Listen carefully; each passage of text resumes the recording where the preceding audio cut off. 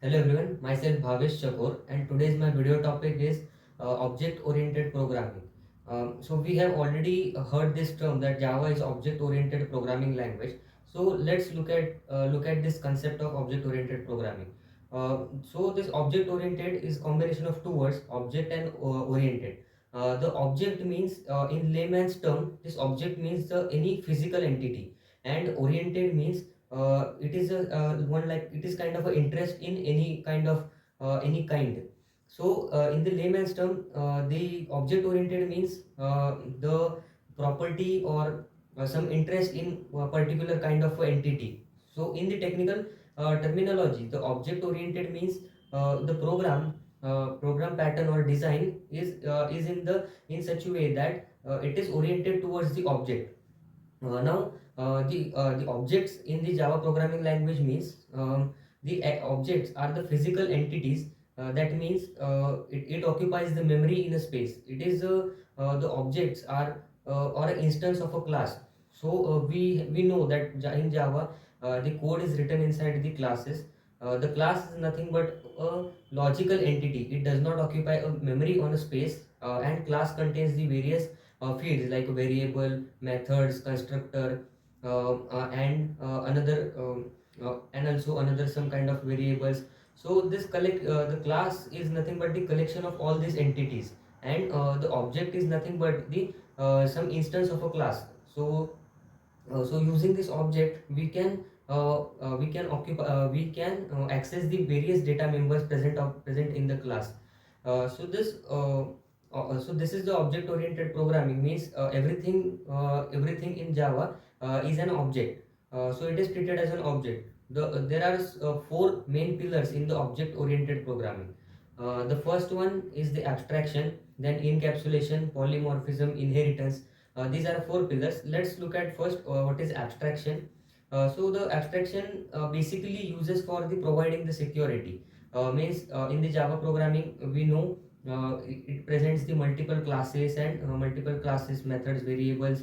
So sometimes it is necessary to hide our code, hide the implementation part from the user, and to show only the necessary data. So at that time we can there so in, at that time Java provides the facility of abstraction to hide the implementation parts and show only the essential data to the user. So this is done through the abstraction, because in the abstraction we can create a method as abstract method. So if method is declared as abstract, then that particular class automatically becomes abstract class, and we cannot create an object of this abstract class. So to access the method or to use that method which is declared, which is defined into the abstract class, we have to first extend that abstract class, and then we have to provide the method body to the abstract method, and then we can use the object of that new class. So in this way we are kind of avoiding the user to directly access the parent class which is made as abstract. So in this way abstraction is achieved. The second pillar, that is encapsulation in object oriented programming, it is also similar to abstraction, but means the role of the encapsulation is similar to how to provide the security to the data members. But it is so the encapsulation is achieved through the getters and setter. This means every class presents some variables or fields or attributes. So there is a necessary that the outer member should not be directly accessed to the variable. There should be some middleman between this variable, so that if in our classes we know that some fields are directly dependent, or some of the code is dependent on this variable. If outer member is directly changing this variable, then it will affect the all the method and classes which is dependent on this variable. So to avoid this conflict, getter setter are used. So getter setter does like it act as a middleman between these two uh, between these two entity, and it provides only the necessary changes. Means if in our class, if a variable a is declared, then a setter method will allow us to only change the or only set the value to the a. It will not give us the authority to change the variable name, or to delete or to remove it. So it will give us the getter will give us authority to only read the value, and setter will give us authority to only set the value. Other than that, we cannot perform any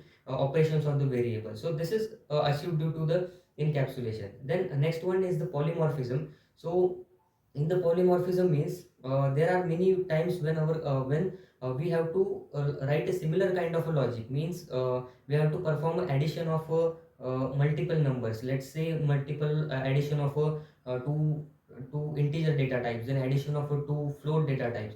So at that time, instead of writing the method again and again with a different name, so it will be a conflict.